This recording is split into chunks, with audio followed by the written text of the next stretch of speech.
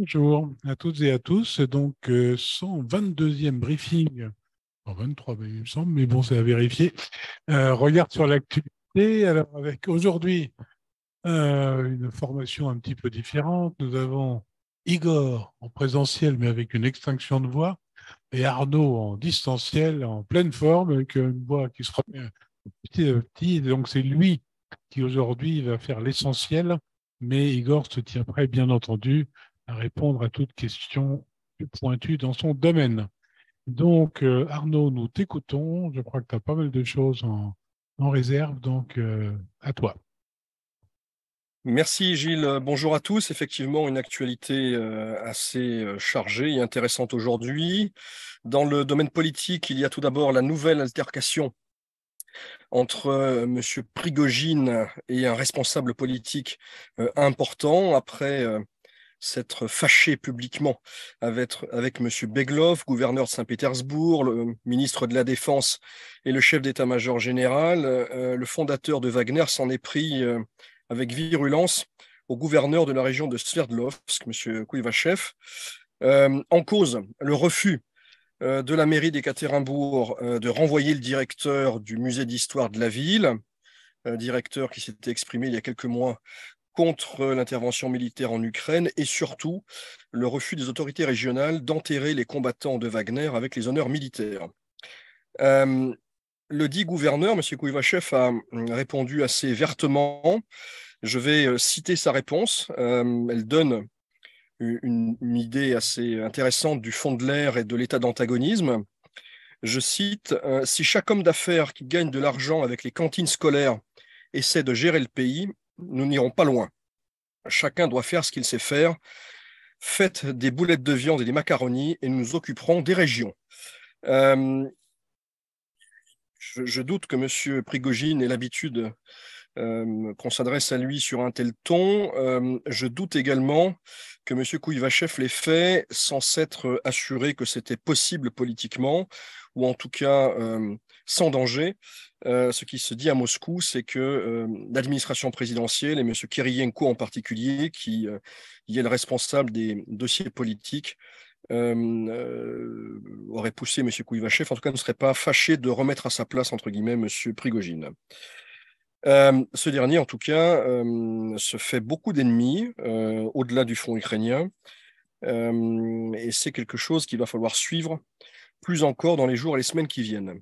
Autre actualité politique, un sondage réalisé par Russian Fields, qui est une nouvelle structure sérieuse, dont les résultats diffèrent peu en réalité de l'Evada ou du FTSEOM. Russian Field a effectué un sondage la semaine dernière qui montre que 69% des Russes soutiennent l'opération militaire spéciale, entre guillemets, 22% y sont opposés, 34% annuleraient la décision d'intervenir militairement en Ukraine s'ils en avaient la possibilité, 52% ne changeraient rien, et enfin le troisième point, peut-être le plus intéressant pour la suite, 52% des répondants se disent favorables à une intensification des opérations militaires, 42% s'y déclarant opposés. J'en viens maintenant au dossier économique avec une dépêche très intéressante de l'agence Bloomberg qui affirme que la Russie a vendu son brut dans les semaines qui ont suivi l'introduction du plafonnement des prix par le G7 à un niveau moyen de 74 dollars par baril. Je rappelle que le niveau du price cap était de 60 et que des chiffres très inférieurs avaient circulé, diffusés d'ailleurs par la même agence Bloomberg. Il apparaît que en moyenne, les cargaisons de brut exportées via les ports de la Baltique se sont vendues à 59 dollars par baril, en mer Noire à 63, par tube vers la Chine à 80 et via les ports de la façade pacifique de la Russie à 82. Donc c'est une information qui ne surprendra pas nos auditeurs, puisque j'avais signalé qu'il fallait prendre avec beaucoup de pincettes les premiers chiffres très alarmistes qui circulaient sur, voilà, on parlait de 45, 47 dollars le baril. J'indiquais que il y avait de nouveaux acteurs russes pour l'essentiel dans la chaîne de valeur. Et la même agence Bloomberg semble revenir sur ses premières affirmations. En tout cas, ça change évidemment le tableau et ça change l'appréciation générale des choses. Bloomberg insiste sur le rôle crucial de la fameuse flotte fantôme de tankers constituée par la Russie. Et de façon générale, ça nous amène à conclure au caractère illusoire et inefficace de ce mécanisme. Beaucoup de spécialistes des marchés pétroliers avaient d'emblée souligné que ça ne marcherait pas. Cela semble se confirmer. Autre très grosse actualité économique, ce sont les sanctions adoptées par l'Union européenne et les États-Unis en fin de semaine dernière, vendredi pour être précis, à l'occasion du premier anniversaire du début de la guerre en Ukraine. Alors évidemment, ces paquets sont très étoffés, très longs. Pour ceux que ça intéresse, je vous invite à lire en détail les décrets et les publications officielles. Que peut-on en retenir? En ce qui concerne l'Union européenne, il y a une volonté affichée, proclamée de restreindre plus encore les exportations de biens à usage dual. Il y a l'inclusion d'une centaine, 120 personnes physiques et morales dans les listes de sanctions. Sont frappées cette fois-ci en priorité les industries de défense, mais également les représentants des médias. Il y a également des banques, dont Rosbank, que l'on avait évoqué précédemment. Ce qu'il faut retenir, entre autres, de ce 10e paquet, c'est qu'il a été très dur à adopter. D'ailleurs, il y a eu un peu de retard, puisqu'il n'est entré en vigueur que le 25. Pourquoi? Parce que la Pologne, tout d'abord, a cherché à le bloquer, non pas parce qu'il y avait des mesures qui lui déplaisaient, mais parce qu'elle le trouvait, je cite, trop mou. La Hongrie, à l'inverse, a cherché et a réussi à bloquer l'inclusion de M. Mantourov, ministre de l'Industrie, a bloqué également l'inclusion de Rosatom dans ce paquet. Les Belges ont évité que les diamants soient inclus et l'Italie a marchandé pour que les exportations de caoutchouc russe soient moins durement contraintes. Donc, un 10e paquet qui évidemment est important, mais qui illustre une nouvelle fois le caractère de plus en plus difficile d'un consensus et au sein des États membres et les difficultés à imaginer, si j'ose dire, de nouvelles cibles. Le paquet américain, lui, concerne 22 individus et 83 entités. La démarche est de resserrer les mailles du filet pour lutter contre les stratégies de contournement des sanctions. Là encore, sont visés des secteurs assez classiques, hein, l'électronique, le spatial, le complexe militaro-industriel. Ce qui a retenu mon attention, c'est l'inclusion de plusieurs citoyens suisses et de Malte dans la liste des personnes sanctionnées. Ces personnes sont accusées par les États-Unis d'œuvrer au contournement des sanctions au bénéfice de la Russie. J'en viens maintenant au dossier de politique étrangère, au dossier diplomatique, avec tout d'abord la présentation officielle du plan chinois en 12 points pour le règlement politique du conflit ukrainien. On en avait un petit peu parlé lors des précédentes séances, quelques éléments avaient fuité. Que doit-on en retenir? Ce document, en réalité, est plutôt un rappel de grands principes. La souveraineté, l'intégrité territoriale, contient des appels aux deux parties, appel à la retenue, appel à changer, plutôt à renoncer à la mentalité de guerre froide, je cite. Il appelle également à la fin des sanctions unilatérales, c'est-à-dire des sanctions occidentales. Mais il s'agit de formules, encore une fois, très générales. On est très loin, me semble-t-il, d'un plan d'action et de propositions concrètes pouvant être discutées par les parties, si tant est qu'elles le souhaitent. Or, on sait qu'elles ne le souhaitent pas. Alors, ce document a été critiqué et rejeté très rapidement par l'Union européenne, par l'OTAN, par les États-Unis qui ont par ailleurs mis en garde Pékin contre de possibles livraisons d'armes à l'armée russe. Monsieur Zelensky a été plus prudent. Zelensky a dit vouloir en discuter avec le président chinois, ce qui est plutôt habile. Je relève au passage que le président Zelensky prend plus de pincettes, entre guillemets, avec le président chinois qu'avec, par exemple, le président Macron ou d'autres dirigeants occidentaux qui, de temps à autre, l'appellent à la modération.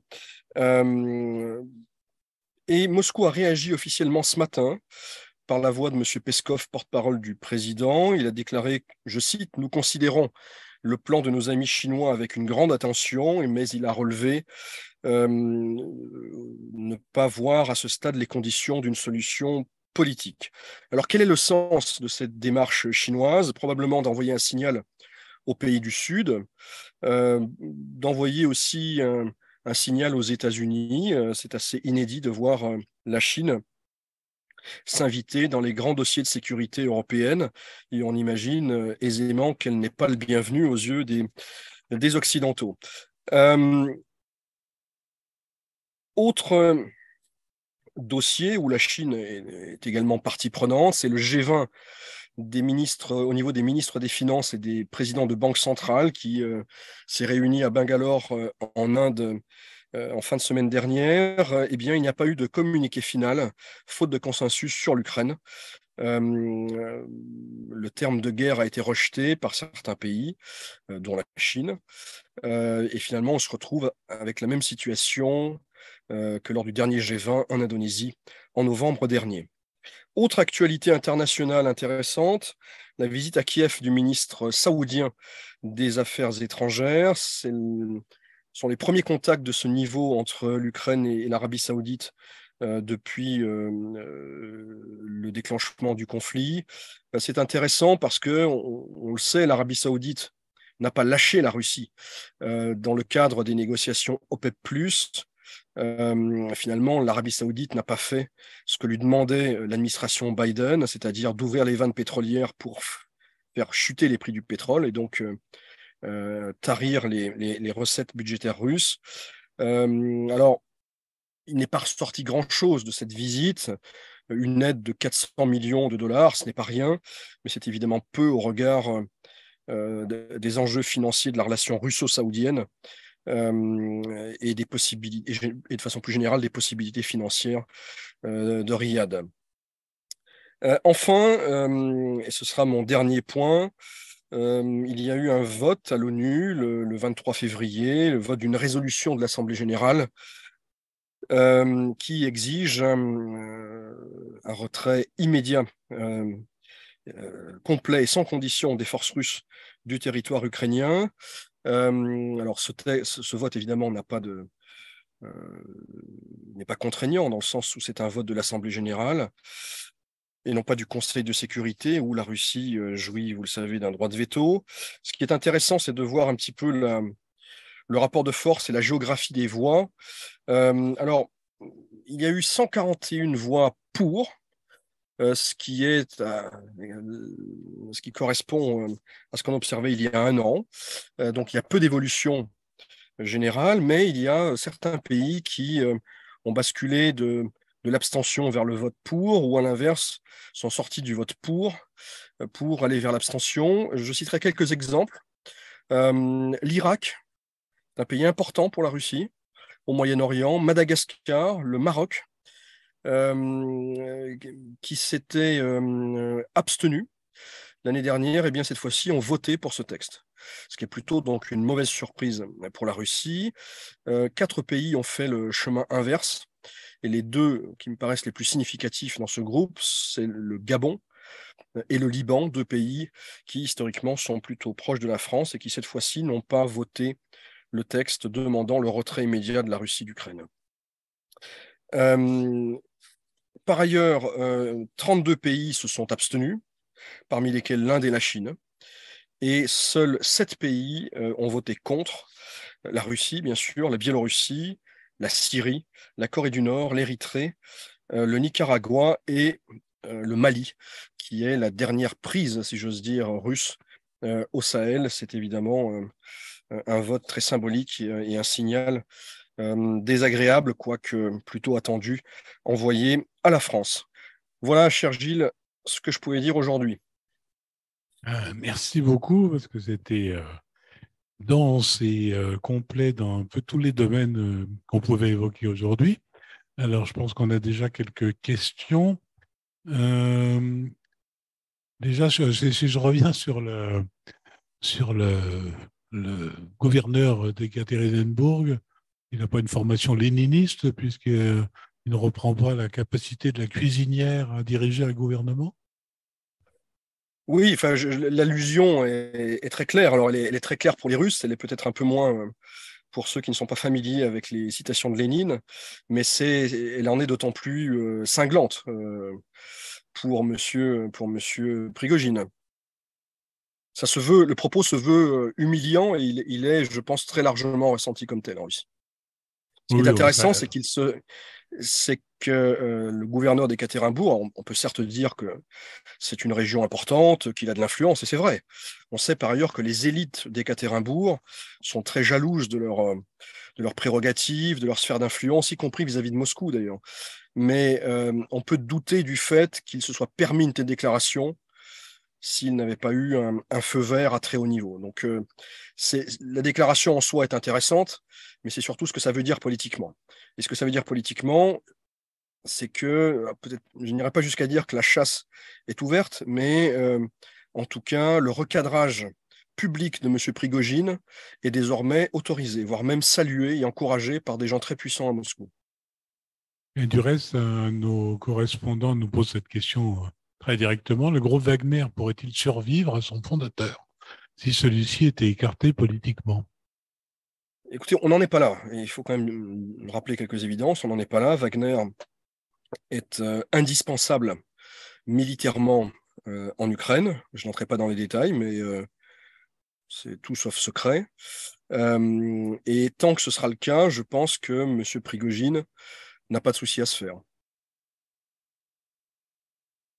Très bien. Autre question, pourquoi les Européens fournissent-ils des armes à l'Ukraine et s'offensent si la Chine vend des armes à la Russie?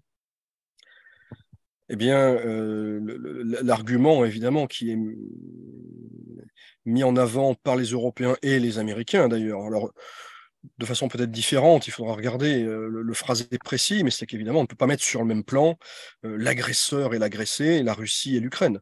Et que dans un cas, il s'agit de légitime défense et donc d'assistance, entre guillemets, à pays en danger, et que dans un autre cas, il s'agit de fournir en armes la puissance qui agresse. Je pense que c'est ça l'argumentaire de messieurs Borrell et Blinken. Oui, tout à fait. La Hongrie qui soutient Rosatom, j'imagine que la France n'était pas complètement mécontente non plus de ce soutien, puisque on a quelques intérêts dans l'affaire. Oui, alors, encore une fois, ce n'est pas une surprise, hein. Pourquoi? Vous le savez, la Hongrie non seulement exploite une centrale nucléaire construite à l'époque soviétique, mais surtout, elle a un immense projet qui revient à doubler les capacités de la centrale de Paks et qui doit être lancé dès l'année prochaine. Un projet à plus de 10 milliards d'euros. C'est Rosatom le maître d'œuvre, c'est la Russie qui finance, et c'est évidemment stratégique pour le secteur énergétique hongrois. Donc il n'était pas question pour la Hongrie de laisser faire. Les Bulgares, qui sont sur une ligne politique différente au sein de l'Union européenne, avaient également dit qu'ils ne laisseraient pas faire car eux ont une centrale à Kozloduy qui également implique une coopération avec certaines filiales de Rosatom, en particulier en ce qui concerne le combustible. Alors la France, oui, la France, en théorie, devrait ou aurait dû faire connaître sa position et son veto de principe au nom de ses intérêts nationaux, mais ce n'est pas aussi évident que ça. On sait que certaines directions du Quai d'Orsay ne seraient pas fâchées de voir une rupture des liens entre la France et la Russie dans le domaine nucléaire civil. Donc, il y a, à ma connaissance en tout cas, plusieurs lignes, et effectivement, la France est plutôt rassurée de ne pas avoir à monter au créneau et à exprimer trop clairement sa position.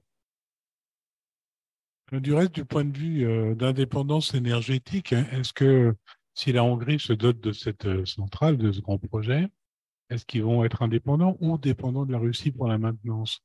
Ou est-ce que c'est un affranchissement ou est-ce que ça reste Là, c'est une une question dépendance? philosophique. Qu'est-ce que l'indépendance? Qu'est-ce que la souveraineté? En tout cas, la Hongrie a fait le choix, c'est un choix technologique aussi, hein, puisque la précédente centrale, qui est sur le même site, était de technologie soviétique, de poursuivre avec des technologies certes beaucoup plus évoluées, mais dans le prolongement de ces technologies. Il ne fait aucun doute que le combustible sera fourni et retraité par Rosatom et que Rosatom a vocation à intervenir. Après, je suis certain aussi que, que ce sont des ingénieurs hongrois qui opéreront le site. Autre question, le plan chinois de paix parle très concrètement d'intégrité territoriale. Est-ce que c'est en sous-jacent la demande à la Russie de quitter les territoires conquis? On peut le penser, encore une fois, c'est très flou. C'est une liste de grands principes, de formules très générales. Je pense qu'en l'occurrence, il s'agit surtout de Taïwan, hein. Je pense que cette phrase, elle fait surtout référence à Taïwan, plus qu'à l'Ukraine en réalité. Il y a une forme de décalque entre voilà, les intentions ou les visions chinoises pour l'Ukraine et ce que souhaite la Chine pour Taïwan. Donc, ce qui rend d'ailleurs, ce qui rend l'exercice très compliqué, hein. Mais la Russie a accueilli plutôt favorablement le plan, puisqu'il n'inclut aucune demande précise à son encontre. L'Ukraine y voit plutôt, hein, quand je dis l'Ukraine, ce sont les commentateurs, les journalistes, les députés, qui sont exprimés de façon beaucoup plus ouverte et moins prudente que le président Zelensky. Eh bien, l'Ukraine en général euh, critique ce plan, il voit le prélude à une partition du pays, puisqu'il serait question d'une forme de neutralisation, enfin de neutralisation d'une partie du territoire. Bon, mais encore une fois, je pense que l'objectif de cet exercice n'était pas à ce stade de mettre à table les Russes et les Ukrainiens. Je crois que les Chinois n'avaient aucune illusion sur la possibilité de le faire. Il s'agissait plutôt de montrer que la Chine existe diplomatiquement sur ce dossier. Non seulement elle existe, mais elle est en position de leader, ou en tout cas de force de proposition, et surtout qu'elle s'intéresse aux affaires européennes, se sent légitime pour le faire, ce qui est tout à fait nouveau. Encore une fois, prenons la mesure de cette révolution. Alors, il y a une question un petit peu alambiquée à mon goût, mais on peut demander de réagir quand même. Si l'Ukraine envahit la Transnistrie, attaque-t-elle officiellement l'OTAN malgré la présence de 1500 soldats russes sur ce territoire? Si cela se produit, quelle serait la réaction russe et otanienne? Alors, effectivement, depuis quelques jours, il y a beaucoup de bruit, de rumeurs, des deux côtés d'ailleurs, hein, alimentés aussi bien côté russe que côté ukrainien, dans les réseaux sociaux en particulier, sur une possible opération ukrainienne contre la Transnistrie. La Transnistrie, je le rappelle, c'est un territoire qui est sur enfin, un territoire séparatiste, hein, depuis 1991-92, où vit une importante minorité russophone. En fait, il y a un tiers de Russes, un tiers d'Ukrainiens et un tiers de Moldaves roumanophones. Mais ils ont fait sécession en 92 face à ce qui était perçu à l'époque, à tort ou à raison, comme la volonté du gouvernement moldave de se laisser absorber par la Roumanie. Voilà. Alors, la Transnistrie, donc, c'est un territoire, je crois qu'il y a 30 000 km², à peu près 600 000 personnes, et qui est tenu voilà, à la fois par des oligarques puissants et aussi par des responsables des forces de sécurité qui sont alignés sur la Russie. La Russie est intervenue militairement en 92, hein, c'était le fameux général Lebed, à la tête de la 14e armée, qui était sur place, qui s'était interposé et qui avait imposé un règlement qui tient depuis et qui implique notamment le déploiement d'une force d'interposition, une force d'observation au sein de laquelle les Russes disposent de quelques centaines d'hommes. Donc, voilà, vous avez une entité sécessionniste pro-russe, hein, votée son rattachement à la Russie en 2006 ou 2007, si ma mémoire est bonne. C'est un peu le fer de lance ou le cheval de Troie de la Russie dans la région, mais c'est une enclave très vulnérable. Très vulnérable parce elle est encerclée en réalité par d'un côté l'Ukraine, qui est très hostile aux intérêts russes, évidemment, et par une Moldavie qui, depuis l'élection de Mme Sandou, a fait un choix géopolitique de plus en plus clair en faveur de l'Occident. Alors, il n'est pas encore question de renoncer au statut de neutralité de la Moldavie, mais dans les faits, c'est quand même ce qui se produit. Et donc, ces derniers jours, il y a des rumeurs sur une possible intervention. Alors, il y a plusieurs rumeurs. Les Moldaves disent les Russes préparent un coup de force à Chisinau, c'est-à-dire dans la capitale moldave. Les Américains ont repris ces mises en garde. Et d'un autre côté, il y a les Russes et les Ukrainiens qui annoncent un coup d'éclat ukrainien contre l'enclave sécessionniste de Transnistrie. Est-ce que c'est crédible ou pas? En tout cas, la vulnérabilité de la Transnistrie, elle est évidente. Elle est évidente parce que s'il se passe quelque chose là-bas, les Russes ont très peu de moyens, pratiquement aucun moyen d'intervenir, puisqu'il n'y a pas d'accès ni aérien, ni terrestre, ni maritime, évidemment, via Odessa, pour porter secours éventuellement à la Transnistrie. Ce qu'il faut savoir aussi, c'est qu'il y a d'immenses stocks d'armement. Alors, on ne sait pas vraiment dans quel état, mais certains disent qu'il y a beaucoup de munitions qui pourraient servir et être fort utiles à l'artillerie ukrainienne. Donc c'est un dossier à suivre. Pour l'instant, ça ne se confirme pas, mais il y a des déclarations de toutes parts. Et la dernière déclaration en date étant celle du ministère russe des Affaires étrangères, qui a mis en garde contre toute tentation d'intervenir militairement en Transnistrie. Donc à suivre. J'ai lu du reste qu'il n'y avait pas réellement de militaires russes sur place, c'était essentiellement des supplétifs locaux avec un passeport russe qui faisaient en fait fonction de Oui, militaires. oui. Alors, effectivement, ce sont des locaux qui servent sous uniforme russe. Bon. Mais je dirais, ce n'est pas, à la limite, ce n'est même pas le problème. Le problème, c'est s'il se passe quelque chose, est-ce que ça peut dégénérer? Ça peut dégénérer aussi en Moldavie, hein, où une partie de la population est très pro-russe. Donc, euh, est-ce que ça ne pourrait pas entraîner des difficultés pour le gouvernement moldave? C'est possible. En tout cas, ce que disent les Russes, à tort ou à raison, c'est que si les Ukrainiens devaient intervenir, ils le feraient à la demande du gouvernement moldave. Voilà. Mais pour l'instant, il ne s'est rien passé. Et il se passe sans doute des choses qui nous échappent. Il